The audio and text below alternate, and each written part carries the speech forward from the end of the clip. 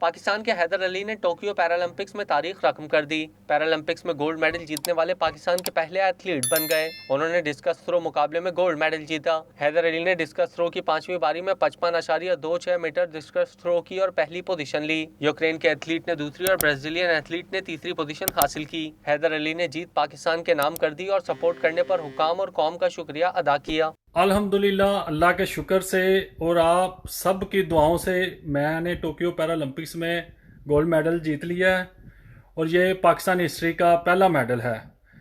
मैं शुक्रिया अदा करता हूँ तमाम पाकिस्तानियों का जिन्होंने मेरे लिए दुआ की, और मैं शुक्रिया अदा करता हूँ पाकिस्तान स्पोर्ट्स बोर्ड का, पंजाब स्पोर्ट्स बोर्ड का, फेस्को पाकिस्तान वापडा स्पोर्ट्स बोर्ड का, के ख़ास तौर NPC पाकिस्तान कि जिन्होंने हमेशा मेरी हौसला अफजाई के लिए कदम ब कदम मेरे साथ रहे। और ये मेडल पाकिस्तान के लिए है। पाकिस्तान जिंदाबाद।